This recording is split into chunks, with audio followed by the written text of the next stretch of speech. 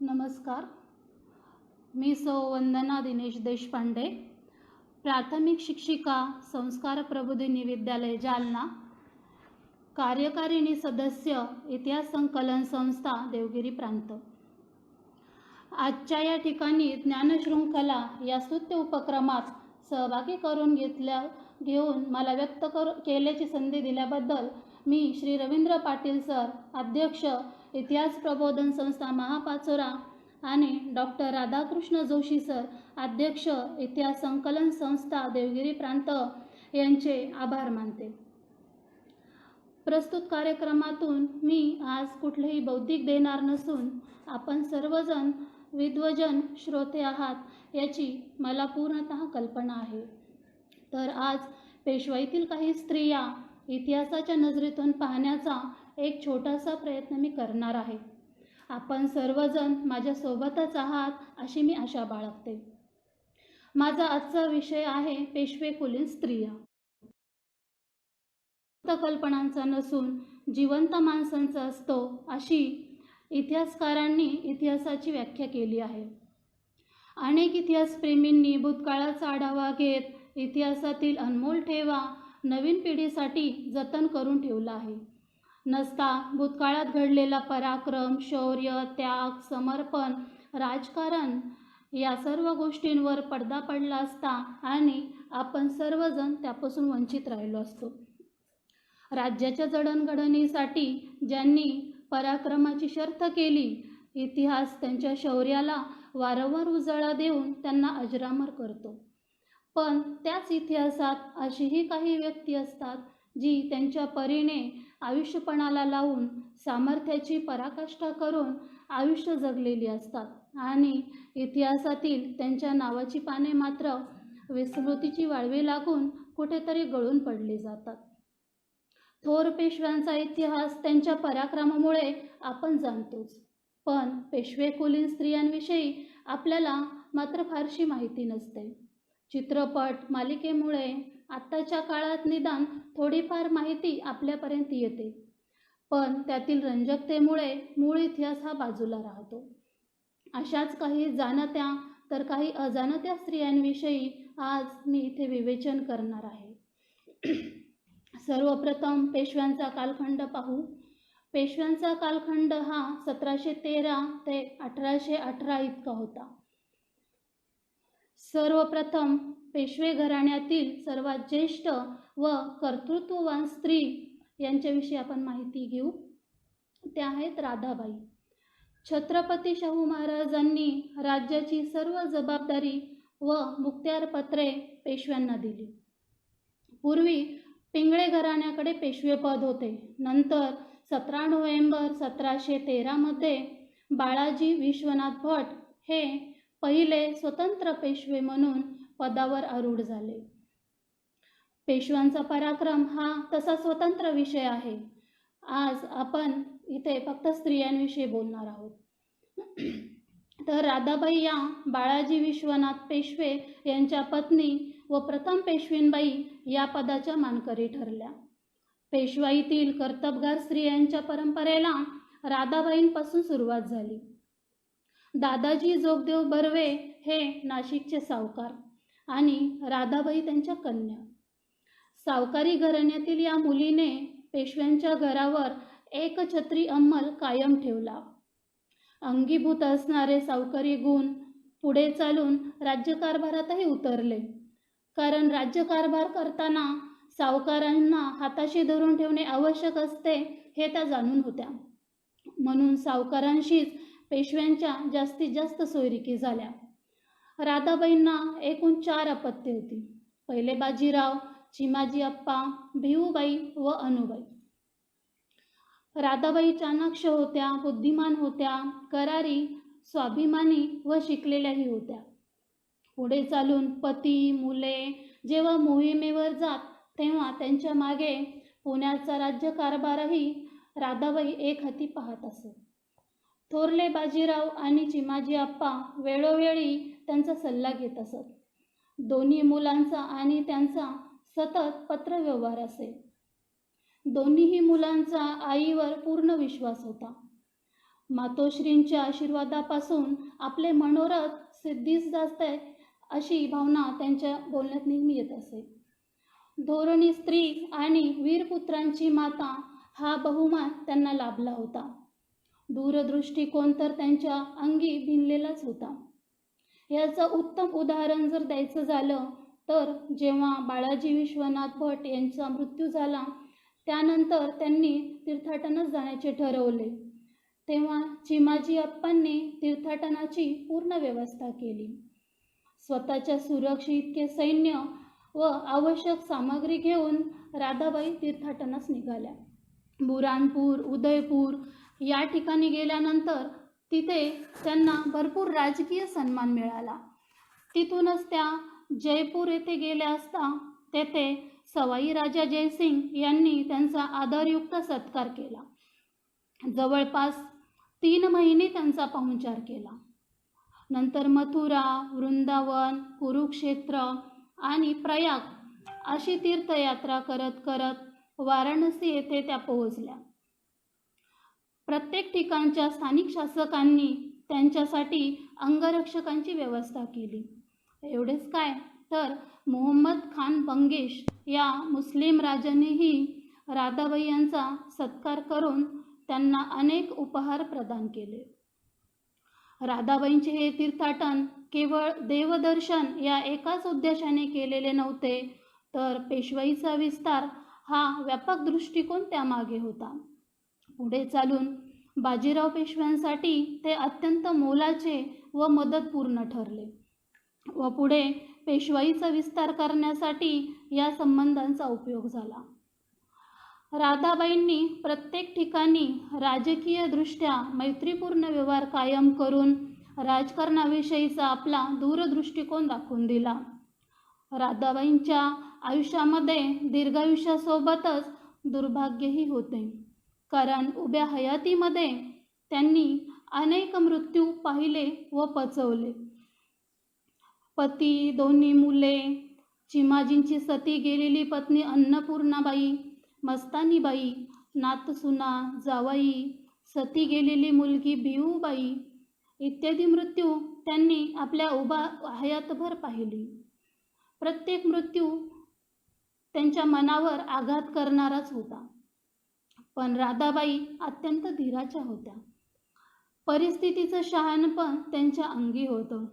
अनेक दुःखांचा सल काळजात दडून अखेर एप्रिल 1753 मध्ये पुण्यामध्ये त्यांचा मृत्यू झाला. त्यांच्या अखेरच्या काळात त्यांच्याजवळ काशीबाई, नानासाहेब, त्यांच्या पत्नी गोपिकाबाई आणि मुलगी अनुबाई हे सर्वजण होते. तब्बल 33 वर्ष पेशवाईवर त्यांनी आपला वरद हस्त ठेवला व एकछत्री अंमल ढळू दिला नाही. अशा या धोरणी व्यक्तिमत्वास माझे विनम्र अभिवादन. संयमाचे वरदान लाभलेल्या पुढील पेशवींबाई आहेत काशीबाई. राधाबाईंची थोरली सून आणि बाजीराव पेशव्यांची पत्नी म्हणजे काशीबाई. कल्याण येथील महादजी कृष्णाजी जोशी या सावकारांची मुलगी म्हणजे काशीबाई पुढे पेशव्यांची सून बनून त्यांच्या घरात आली. मुळातच काशीबाई शांत, सुस्वभावी, प्रेमळ व सोशिक होत्या. खरं तर शिकलेल्या असूनही काशीबाईंना कधीही राज्यकारभारात लक्ष घालण्याची गरज वाटली नाही. कारण तसेच होते. सासूबाई राधाबाई, पती बाजीराव पेशवे, दीर चिमाजी अप्पा हे सर्व दिग्गज लोक असताना काशीबाईंना कधी लक्ष घालण्याची गरजच वाटली नाही. बाजीरावांचा इतिहास खरं तर शौर्याचा, पराक्रमाचा इतिहास, परंतु मूळ इतिहास बाजूला राहून रंगवला जातो तो बाजीराव मस्तानीच्या प्रेमाचा इतिहास. काशीबाईंनी मस्तानीबाईंना आपली सवत म्हणून खरं तर स्वीकारले होते, परंतु राधाबाई व नानासाहेब पेशवे यांनी मस्तानीबाईंना कधीही स्वीकारले नाही, ते केवळ त्यांच्या परधर्मामुळे. मस्तानीबाई या बुंदेलखंडचे राजा छत्रसाल आणि त्यांची मुस्लिम पत्नी रुहानीबेन यांची मुलगी. मस्तानीबाई दिसायला अतिशय सुंदर आणि संगीत कलेत प्रवीण होत्या. घोडेस्वारी, तिरंदाजी यामध्येही त्या तरबेज होत्या. बुंदेलखंड राज्य परत मिळवून दिल्याबद्दल राजे छत्रसाल यांनी स्वतःच्या मुलीचे लग्न बाजीराव पेशवे यांच्याशी लावून दिले. वीरपत्नी असूनही मस्तानीबाईंच्या वाट्याला नेहमी अवहेलना व हेटाळणी झाली.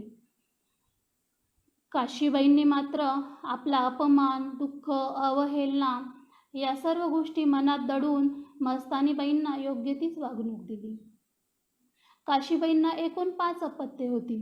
त्यातील 2 जन्मतःच मृत्युमुखी पडले, तर जनार्दन पेशवे यांना बालवयातच मृत्यू आला. नानासाहेब पेशवे व रघुनाथराव पेशवे या काशीबाईंच्या 2 मुलांचा इतिहासामध्ये विस्तीर्ण उल्लेख सापडतो. काशीबाई मस्तानीबाईंसोबत कधीही सवतीप्रमाणे द्वेष, मत्सर भावनेने वागल्या नाहीत. स्वाभिमान दुखावला गेला तरी कधीही चेहऱ्यावरचे भाव त्यांनी ढळू दिले नाहीत. मस्तानीबाईंच्या गरोदरपणाच्या काळातही काशीबाईंनी त्यांची सर्वतोपरी काळजी घेतली. 1740 जेव्हा थोरले बाजीराव पेशवे यांचा विषम ज्वराने मृत्यू झाला, तेव्हा हा धक्का मस्तानीबाईंना सहन झाला नाही. त्यांनी त्या पाठोपाठच विष प्राशन करून आत्महत्या केली. त्यावेळी त्यांच्या मुलाचे वय होते अवघे 6 वर्ष. शमशेर बहादर हे बाजीराव पेशवे व मस्तानीबाई यांचा मुलगा. मस्तानीबाईंच्या मृत्यूनंतर काशीबाईंनी शमशेर बहादरांना योग्य तीच वागणूक दिली. त्यांचे पालन, पोषण, शिक्षण या सर्व गोष्टी पेशव्यांच्या इतर मुलांप्रमाणेच झाल्या. तसेच त्यांना मुस्लिम धर्माचेही सर्वतोपरी ज्ञान देण्यात आले. यावरून काशीबाईंचा उदार स्वभाव गुण दिसून येतो. पतीच्या निधनानंतर मुलगा नानासाहेब पेशवे गादीवर आले. योग्य ते मार्गदर्शन करण्यासाठी राधाबाईंची करडी नजर त्यांच्यावर होतीच, परंतु काशीबाई मात्र आईच्याच भूमिकेत राहिल्या. पती निधनानंतर त्यांनी दानधर्म केले व काशी यात्रा यात त्यांनी आपला पुढील काळ व्यतीत केला. रावरखेडी येथे नर्मदा तीरी त्यांनी रामेश्वराचे मंदिर बांधले आणि माहेरी भीमा नदीचा घाट बांधून सोमेश्वर महादेवाचेही मंदिर बांधले. मुळातच प्रकृती नाजूक, त्यात मानसिक दुःख या सर्व गोष्टी शारीरिक व्याधीला कारणीभूत ठरल्या. अशा या हळव्या पण सोशिक पेशवींबाईंचा मृत्यू 1758 झाला. त्याग व समर्पणाच्या या सोज्वळ मूर्तीस माझे विनम्र अभिवादन. यानंतरच्या आहेत पेशवींबाई अन्नपूर्णाबाई. राधाबाईंचे दुसरे चिरंजीव म्हणजे चिमाजी उर्फ चिमणाजी आप्पा यांनीही 2 विवाह केले. त्यांच्या पहिल्या पत्नी म्हणजे रखमाबाई विश्वनाथ पेठे यांच्या त्या कन्या होत्या व सदाशिवराव उर्फ भाऊ यांच्या मातोश्री. बाळंतपणामध्येच त्यांचा मृत्यू झाला. त्या काळच्या प्रथेप्रमाणे चिमाजी आप्पांनी दुसरा विवाह केला. अन्नपूर्णाबाई या त्यांच्या दुसऱ्या पत्नी. पुढे सदाशिवभाऊंचा सांभाळही अन्नपूर्णाबाईंनीच केला. चिमाजी आप्पाही पराक्रमाच्या बाबतीत बाजीराव पेशव्यांना अगदी तोडीस तोड होते, परंतु वयाच्या अवघ्या 30व्या वर्षी पानिपतच्या लढाईमध्ये चिमाजी आप्पा कामी आले आणि अन्नपूर्णाबाईही त्यांना सती गेल्या. एवढाच काय, तो अन्नपूर्णाबाईंचा इतिहासामध्ये उल्लेख आढळतो. यानंतर राजकारणाची उत्तम जाण असणाऱ्या पेशवींबाई म्हणून ज्या स्त्रीची ओळख करून देता येईल त्या म्हणजे गोपिकाबाई.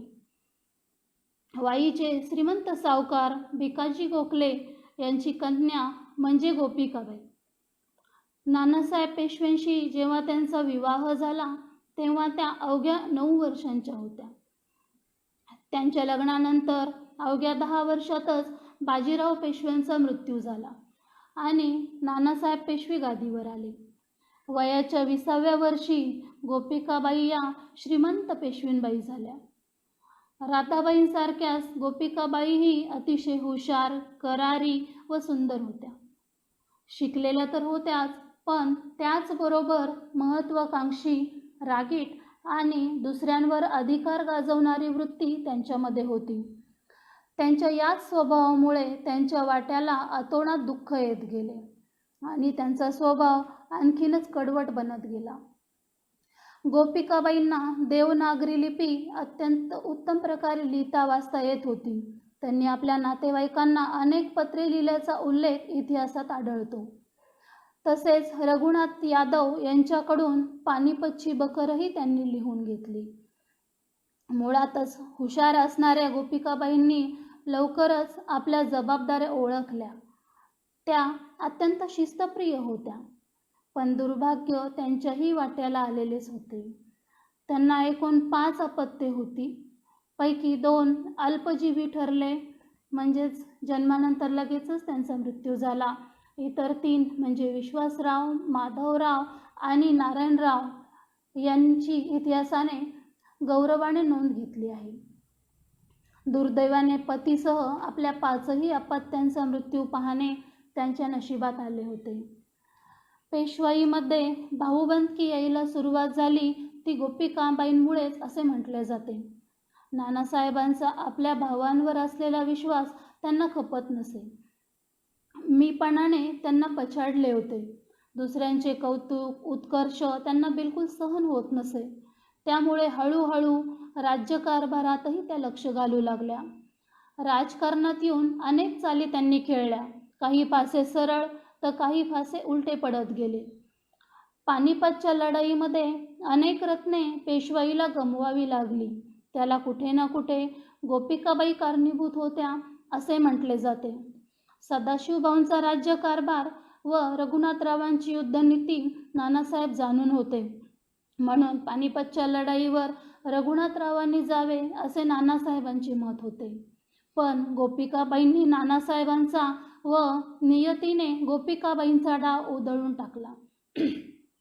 इथे हट्टाने गोपिकाबाईंनी सदाशिवभाऊंना मोहिमेवर पाठवले, कारण त्यांच्या अनुपस्थितीमध्ये पूर्ण राज्यकारभारावर स्वतःला नियंत्रण मिळवता येईल असा त्यामागचा उद्देश होता.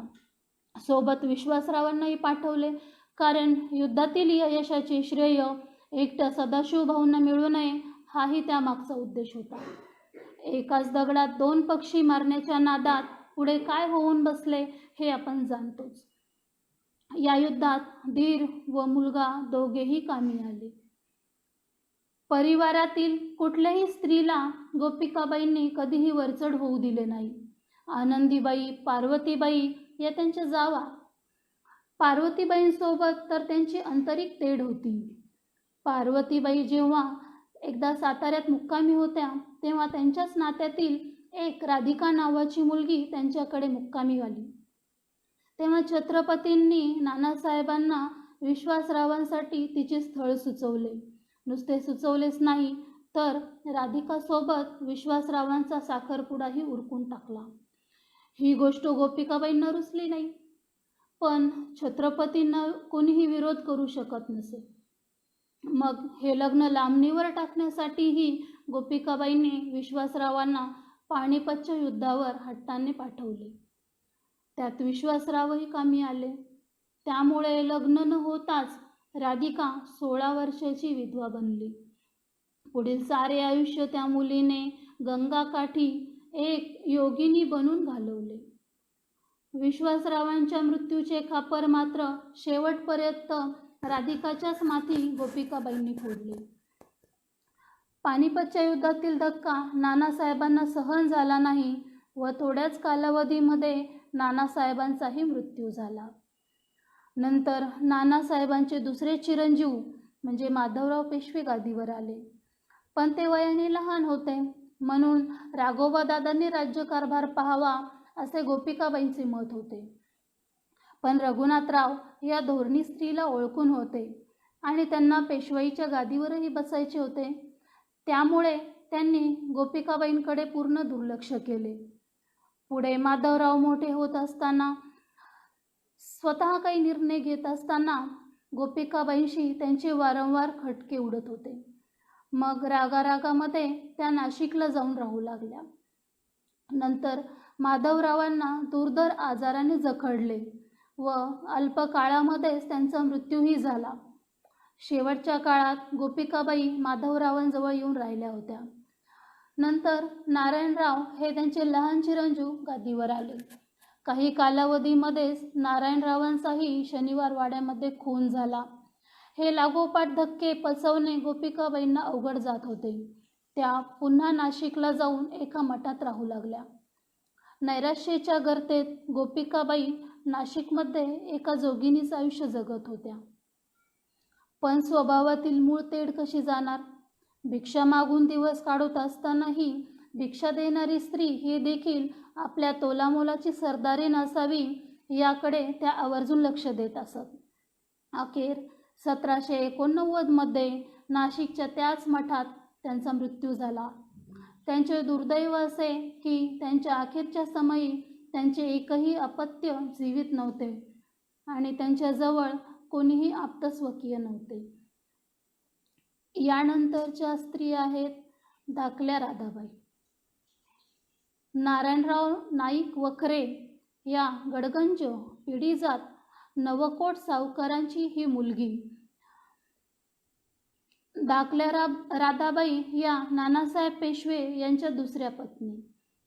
लग्नाच्या वेळी त्यांचे वय होते अवघे 9 वर्ष व नानासाहेबांचे वय होते 40 वर्ष. राधाबाईंना शनिवार वाड्यात सर्वजण धाकल्या राधाबाई असे म्हणून ओळखत असत. 35 वर्षाच्या गोपिकाबाईंची 9 वर्षाची ही सवत म्हणजे धाकल्या राधाबाई म्हणून पेशव्यांच्या घरात वावरू लागल्या. गोपिकाबाईंसाठी हा खूप मोठा धक्का होता, परंतु त्यांनी राधाबाईंना नेहमी लहान बहिणीसारखीच वागणूक दिली व त्यांच्या अखेरपर्यंत त्यांना सांभाळले हे अतिशय कौतुकास्पद. पानिपत युद्धाच्या अगदी तोंडावरती हा विवाह झाला. या विवाहाविषयी अनेक मतांतरे आहेत, पण तो आपला विषय नाही. युद्धामध्ये झालेल्या हानीमुळे नानासाहेब पेशव्यांनी हाय खाल्ली व ते वारंवार आजारी पडू लागले. हवा पालटासाठी ते राधाबाईंना घेऊन पर्वतीवर राहण्यास गेले, परंतु त्यांच्या तब्येतीमध्ये मात्र काहीही फरक पडत नव्हता. 1760 त्यांचा विवाह झाला आणि 1761 नानासाहेब पेशवे यांच्या मृत्यूमुळे धाकल्या राधाबाईंना अकाली वैधव्य प्राप्त झाले. त्यावेळी त्यांचे वय होते फक्त 10 वर्ष आणि वैवाहिक जीवन म्हणतात तर फक्त 6 महिने भोगले. केशवपन करून आळवण परिधान त्यांनी केले, पण सती जाण्यास मात्र गोपिकाबाईंनी सक्त विरोध केला. हा सगळा धक्का त्या धाकल्या राधाबाईंना सहन झाला नाही. पतीच्या निधनानंतर 10 वर्षाचं वीरान आयुष्य जगून वयाच्या 20व्या वर्षी दुर्धर आजाराने त्यांचा मृत्यू झाला. यानंतरच्या आहेत आनंदीबाई. गुहागरचे रघुनाथराव आणि यांच्या त्या मुलगी. पुढे पतीचे नावही रघुनाथरावच. बाजीराव पेशवे यांचा मुलगा आणि नानासाहेब पेशवे यांचे भाऊ म्हणजेच रघुनाथराव उर्फ राघोबा दादा उर्फ राघो भरारी या नावानेही ते सर्व परिचित होते. यांच्या दुसऱ्या पत्नी म्हणजे आनंदीबाई. रघुनाथरावांच्या पहिल्या पत्नीचे नाव जानकीबाई असे होते. त्यांचा मुलगा जन्मतःच मृत्यू पावला व बाळंतपणामध्येच बाळांत रोग होऊन त्यात जानकीबाईही मृत्यू पावल्या. आनंदीबाई म्हणजे उत्तम व्यक्तिमत्व, रूपवान, गोऱ्यापान व आकर्षक होत्या. आनंदीबाईंना माहेर व सासरचाही सार्थ अभिमान होता, पण पेशवाईला कलंकित करण्याचा ठपकाही आनंदीबाईंवर होता. लग्न झाले तसे केवळ आपले पती हेच पेशवे पदासाठी योग्य आहेत असे आनंदीबाईंना वाटे. निर्णय क्षमता, स्पष्ट वक्तेपणा हे गुण आनंदीबाईंच्या अंगी होते व रघुनाथरावांमध्ये नेमका याचा अभाव होता, म्हणून रघुनाथरावांवरही त्यांचा पूर्णतः वचक होता. युद्धनीतीची योग्य जाण असणाऱ्या रघुनाथरावांना राज्यकारभाराच्या बाबतीत मात्र तेवढी जागरूकता नव्हती आणि छत्रपतींनीही वंशपरंपरागत रचना मान्य केल्यामुळे आनंदीबाईंचे स्वप्न काही पूर्ण होताना दिसत नव्हते. विश्वासराव पानिपतमध्ये गेले, माधवराव अकाली व निपुत्रिक गेले, आता राहिले फक्त नारायणराव. त्यांना हटवल्यास रघुनाथरावांना पेशवाईची वस्त्रे नक्कीच मिळतील या लालसेने त्या अंधाऱ्या रात्री शनिवार वाड्याने नको ते दृश्य पाहिले. त्या मुक्या वाड्याला जर बोलता आले असते ना, दाबल्या गेलेल्या त्या कोवळ्या किंकाळीला शनिवार वाड्याने नक्कीच वाचा फोडली असती. नारायणरावांचा खून झाला तेव्हा त्यांच्या पत्नी गंगाबाई या गरोदर होत्या. आनंदीबाईंनी तेव्हा गंगाबाईंना आपल्या महालात आणून ठेवले. रघुनाथराव दुसऱ्याच दिवशी वैऱ्यांचे कसले सुतक पाळता असे म्हणत पेशव्यांच्या गादीवर जाऊन बसले. परंतु तो आनंद फार काळ त्यांना घेता आला नाही. अवघ्या 1 वर्षातच बाराबाईंनी त्यांची हकालपट्टी केली. 1 वर्षाच्या सवाई माधवरावांना गादीवर बसून राज्यकारभार नानासाहेब फडणवीसांनी पाहिला. आनंदीबाईंना एकूण 7 अपत्ये होती. त्यातील एक दत्तक पुत्रही होते. त्यापैकी 2 मुले व 1 मुलगी अल्पजीवी ठरले. एका मुलाचा अतिशय करुण अंत झाला. रघुनाथराव एक दिवस हातावर खेळवत असताना खाली पडून त्या बालकाचा मृत्यू झाला. जीवित मुलांपैकी दुर्गाबाईंना नारायणरावांच्या खुनातील आई वडिलांची भूमिका समजताच आयुष्यभरासाठी त्यांनी माहेरशी संबंध तोडले. एक मुलगा बाजीराव जे शेवटचे पेशवे म्हणून गादीवर आले आणि रघुनाथरावांचा जेव्हा मृत्यू झाला तेव्हा आनंदीबाई गरोदर होत्या. त्यानंतर 4 महिन्यानंतर चिमाजी हा मुलगा झाला. पुढे चालून दुसरे बाजीराव म्हणजे सख्या भावाने या दुसऱ्या चिमाजीरावांना कैदेत टाकले आणि दत्तकपुत्र असलेल्या अमृतराव यांच्याशीही बाजीरावांचे सख्य नव्हते. राधाबाई, गोपिकाबाई यांच्या पंक्तीत जाऊन बसण्याची पात्रता असणाऱ्या आनंदीबाई पेशवे हरहुन्नरी व धुरंधर होत्या. पण कपटीपणामुळे आयुष्यभर ससे होलपटच त्यांच्या वाट्याला आली. ज्या पेशवेपदाची स्वप्ने त्यांनी आयुष्यभर पाहिली त्याच पेशवेपदाचा मानकरी जेव्हा स्वतःचा मुलगा झाला ते सुख पाहणे या अभागी स्त्रीच्या नशिबी नव्हते. इतिहासातील दचा मा करणाऱ्या त्या कल्पोकल्पित कथेची ही दुर्दैवी नायिका अखेर 1794ला नाशिकजवळील आनंदवल्ली या ठिकाणी मृत्यू पावल्या. देवावरची श्रद्धा, धर्मावरची निष्ठा अखेरपर्यंत ढळू न देता निराशेच्या गर्तेत अंतिम काळ व्यतीत करणारी एक गूढ स्त्री असा त्यांचा उल्लेख करता येईल. पुढे त्यांचाच मुलगा दुसरा बाजीराव यांनी पेशवाईला मातीमोल करण्याचे काम केले. यानंतर आहेत पार्वतीबाई. पेणमधील कृष्णराव मोरेश्वर कोल्हटकर या गडगंज सावकारांची कन्या आणि सदाशिवराव उर्फ भाऊ यांची दुसरी पत्नी. भाऊंचे पहिले लग्न उमाबाई यांच्याशी झाले. उमाबाईंचे माहेरचे आडनाव भानू असे होते. भाऊ आणि उमाबाईंना 2 अपत्ये झाली पण ती अल्पजीवी ठरली. त्यानंतर आजारपणामध्ये उमाबाईही वारल्या. पुढे भाऊंनी दुसरा विवाह केला. पार्वतीबाई दिसायला सुंदर, मनमिळाऊ, शिकलेल्या व गडगंज संपत्तीत वाढलेल्या होत्या. तरीही शांत, सोशिक, भोळ्या अशा स्वभावाच्या त्या होत्या. त्यांचे सहसा कोणाशी वाद होत नसत. शिकलेल्या होत्या, लिहिता वाचता उत्तम प्रकारे त्यांना येत होते. पार्वतीबाईंनाही 2 अपत्ये झाली पण दुर्दैवाने तीही लहानपणीच वारली. गोपिकाबाईंचे वर्चस्व भाव त्या जाणून होत्या. असे असूनही स्वतःच्या समंजसपणामुळे त्यांनी वाड्यामध्ये आपली एक वेगळी जागा निर्माण केली. जेव्हा पानिपतच्या रणसंग्रामावर जाण्याचा विषय निघाला तेव्हा पार्वतीबाई स्वतः पतीसमवेत स्वतंत्र अंबारीत बसून युद्धभूमीवर हजर होत्या. विश्वासरावही सोबत होते. विश्वासरावांना सर्वप्रथम गोळी लागली. त्यांचा कोवळा निश्चल देह पाहून पार्वतीबाईंचा ऊर भरून आला. हृदय पिळवटून निघाले.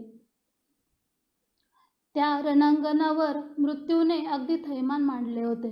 कोणीही कोणाचे सांत्वन करण्याच्या मनस्थितीत नव्हते. पुतण्याच्या मृत्यूमुळे सदाशिवभाऊ आणखीनच द्वेषाने पुढे सरसावले आणि पार्वतीबाईंच्या दृष्टिक्षेपापासून तेव्हा दूर झाले. पुढे त्यांचा अंतही झाला. पण त्यांचा मृतदेह डोळ्यांनी न पाहिल्यामुळे पार्वतीबाईंनी वैधव्य स्वीकारले नाही व सौभाग्यालंकारही उतरवले नाहीत. पानिपतच्या युद्धात पती गायब, पुढे पोटी मूलबाळ नाही, मग कोणासाठी जगायचे या भावनेने सैरभैर अस्वस्थ झालेल्या पार्वतीबाईंना माधवरावांनी आधार दिला व काळजीही घेतली. माधवरावांच्या मृत्यूसमयी पार्वतीबाई त्यांच्या जवळच होत्या. त्यांच्या मृत्यूनंतर मग नारायणरावांच्या जवळ त्या राहिल्या. नंतर त्यांचाही खून झाला. नारायणरावांच्या मृत्यूप्रसंगी त्यांच्या पत्नी गंगाबाई या गरोदर होत्या. मग त्यांचे डोहाळे जेवण, बाळंतपण सर्व पार्वतीबाईंनी केले. गंगाबाई या बाळंतपणामध्ये मरण पावल्या. त्यांच्या मृत्यूनंतर त्यांचा मुलगा सवाई माधवराव यांचा सांभाळही पार्वतीबाईंनी केला. देवधर्माची आवड जोपासत अनेक तीर्थयात्रा त्यांनी केल्या. अशा सात्विक स्त्रीला 1783 मृत्यू आला. त्यांच्या मृत्यूनंतर सदाशिवराव व पार्वतीबाई या दोघा पती पत्नींचे एकत्र क्रियाकर्म केले गेले. आयुष्याचे अनेक चढउतार पाहणाऱ्या स्त्रीच्या आयुष्यात अनेक प्रसंग कठीण येऊन गेले. या धीरोदात्त स्त्रीलाही माझे नमन. मेहेरबाई. पहिले बाजीराव पेशवे व मस्तानीबाई यांना प्रसिद्ध करणारे पुढे त्यांच्या पिढीचे काय झाले याची जास्त माहिती बाळगत नाहीत. शमशेर बहादर हा मुलगा व मेहेरबाई या त्यांच्या सूनबाई. वयाच्या 6व्या वर्षीच आई वडिलांचे छत्र हरवलेले शमशेर बहादर शनिवारवाड्यातच लहानाचे मोठे झाले. राधाबाई, काशीबाई, नानासाहेब पेशवे यांनी इतर मुलांप्रमाणेच त्यांचेही संगोपन केले. एवढेच नाही तर हिंदूंच्या चालीरीतीसोबतच शमशेर बहादर यांना मुस्लिम धर्मही शिकवला जात होता. सदाशिवराव भाऊ व शमशेर बहादर यांचा एकमेकांमध्ये खूप जीव होता. पुढे मृत्यूही दुर्दैवाने सोबतच त्यांना आला. शमशेर बहादरांनाही 2 पत्नी होत्या. पहिल्या पत्नी लालकुंवरबाई यांचा विवाहानंतर 4 वर्षातच मृत्यू झाला. मग नानासाहेबांनी त्यांचे दुसरे लग्न लावून दिले. गुलाम हैदर निंबगिरीकर यांची मुलगी मेहेरबाई यांच्याशी शमशेर बहादरांचा दुसरा विवाह झाला. पानिपतच्या युद्धात मेहेरबाईही शमशेर बहादरांसोबत रणभूमीवर गेल्या होत्या. परंतु युद्धाचा बेरंग पाहून शमशेर बहादरांनी अगोदरच मेहेरबाईंची रवानगी झाशीला केली. तेथून त्यानंतर पुण्यात आल्या, पण तिथेही त्यांना करमेना, कारण पुण्यात त्यांचे आता कोणीही नव्हते. पती युद्धात कामी आले आणि पदरी 2-3 वर्षाचा मुलगा. पण शनिवारवाड्याने कधीही कोणाला एकटे पडू दिले नाही. काही दिवस शनिवारवाड्यात राहून नंतर त्या माहेरी काही दिवस राहिल्या व अखेरपर्यंत त्यांचे वास्तव्य हे मस्तानी महालामध्येच होते. मेहेरबाई मुस्लिम कुटुंबात जन्मल्या असल्या तरी ब्राह्मण कुटुंबामध्ये त्या वाढल्या होत्या. शिक्षणाची त्यांना आवड होती व राजकारणाचीही जाण होती. ब्राह्मण धर्म त्यांनी पुरेपूर पाळला. उपास तापास, जप तप, सोवळे ओवळे सगळे त्या करत असत. गणपतीच्याही त्या परमभक्त होत्या. चतुर्थी, एकादशी हे उपवास त्या नेहमी करत असत. पतीच्या माघारी मुलाला योग्य ते शिक्षण देऊन युद्धकलेत त्यांनी निपुण केले. त्यांच्या मृत्यूची मात्र इतिहासात कुठेही नोंद आढळली नाही. यानंतर राहिलेल्या काही स्त्रियांविषयी मी थोडक्यात माहिती सांगणार आहे. याचा अर्थ असा नाही की त्या कर्तबगारीमध्ये कुठे कमी होत्या, पण वेळेचे भान ठेवणे आवश्यक असते. म्हणून पुढील माहिती थोडक्यात. पुढील स्त्री ही पेशवे घराण्याची सून नसून मुलगी आहे. अनुबाई घोरपडे हे त्यांचे नाव, म्हणजेच बाळाजी विश्वनाथ भट यांची मुलगी आणि त्यांचेच विश्वासू सरदार इचलकरंजीचे घोरपडे या घराण्याची ती सून. पती व्यंकटराव घोरपडे यांच्या निधनानंतर संस्थानाचा कारभार समर्थपणे सांभाळणारी, स्वकर्तृत्वाने त्याची भरभराट करणारी, स्वतंत्र मोहिमेवर जाणारी एक कर्तृत्ववान स्त्री होती. त्यांना 2 अपत्ये होती, मुलगी वेणूबाई आणि मुलगा नारायणराव. पेशवाईच्या अनेक पिढ्या पाहिलेली ही स्त्री अखेर 1783 मध्ये तुळापूर येथे त्यांचा मृत्यू झाला. यानंतर आहेत पहिल्या रमाबाई. नानासाहेब पेशवे यांची सून व पहिले माधवराव पेशवे यांची पत्नी म्हणजे रमाबाई. यांची रमा माधव ही प्रेम कहाणी सर्वश्रुत आहे. स्वामिनी या मालिकेमुळे सध्या रमाबाई घराघरात जाऊन पोहोचल्या आहेत. पतीच्या असामान्य कर्तृत्वाला रमाबाईंची पदोपदी साथ होती व त्यांच्या मृत्यूनंतरही त्या त्यांच्यासोबतच सती गेल्या. पहिल्या रमाबाई त्यांच्या पती पत्नीच्या प्रेमकथेमुळे इतिहासात अजरामर झाल्या व इतिहासात कोरल्याही गेल्या. यानंतर आहेत दुसऱ्या रमाबाई. थोरले माधवराव व रमाबाई यांच्या सहगमनानंतर त्यांच्या पिंडाला मात्र कावळा शिवला नाही. तेव्हा असे सांगितले गेले की नारायणरावांना जर मुलगा झाला तर त्याचे नाव माधव ठेवण्यात येईल. त्यानंतर पिंडाला कावळा शिवला. पुढे नारायणरावांच्या खुनानंतर त्यांच्या पत्नी तेव्हा गरोदरच होत्या. त्यांना मुलगा झाला. त्यांचे नाव ठेवण्यात आले सवाई माधवराव व त्यांच्या पत्नी म्हणजे दुसऱ्या रमाबाई. दुसऱ्या रमाबाई गरोदर असताना अवघ्या 4थ्या महिन्यातच त्यांचा गर्भपात झाला. नंतर एक कन्यारत्नही प्राप्त झाले. लगेच तिचा मृत्यू झाला. रमाबाई या अतिशय समजदार, व्यवहार चतुर व रीतीभाती पाळणाऱ्या होत्या. पेशवेकालीन स्त्रियांमध्ये सर्वात जास्त कौतुक व ऐश्वर्य भोगणारी स्त्री म्हणून दुसऱ्या रमाबाईंचा उल्लेख आढळतो. पण वयाच्या 16व्या वर्षीच विषमज्वराने 1793 मध्ये त्यांचा मृत्यू झाला. यानंतर आहेत यशोदाबाई. सवाई माधवरावांच्या दुसऱ्या पत्नी म्हणजे यशोदाबाई. लग्नानंतर अल्पकाळातच त्यांना वैधव्य आले. शनिवारवाड्याच्या पहिल्या मजल्यावरून पडून सवाई माधवरावांचा मृत्यू झाला. त्यामुळे यशोदाबाई निपुत्रिकच राहिल्या. पुढे त्यांनी रघुनाथरावांचा मुलगा दुसरा चिमाजी यांना दत्तक घेतले व पेशव्यांच्या गादीवर बसवले. ही गोष्ट दुसऱ्या बाजीरावांना रुचली नाही, कारण मोठा मुलगा असताना लहान मुलास दत्तक घेतले ही बाब त्यांना खटकली. मग त्यांनी रमाबाईंना कैदेत टाकून स्वतः पेशव्याच्या गादीवर जाऊन बसले. पुढे 1811 मध्ये वयाच्या 30व्या वर्षी कैदेत असतानाच यशोदाबाईंचा मृत्यू झाला. पुढे आहेत गंगाबाई. नारायणराव पेशव्यांच्या या पतीचा खून झाला तेव्हा त्या अवघ्या 16 वर्षाच्या होत्या आणि गरोदरही होत्या. पती पेशवे असताना कधी पेशवीन म्हणून मिरवता आले नाही. पुढे मुलगा पेशवे झाल्यावर आदराच्या स्थानी बसणे नियतीला मंजूर नव्हते. सवाई माधवराव अवघे 3 वर्षांचे असताना विषमज्वराने त्या आजारी पडल्या व 1777 मध्ये त्यांचा मृत्यू झाला. यानंतर आहेत सगुणाबाई.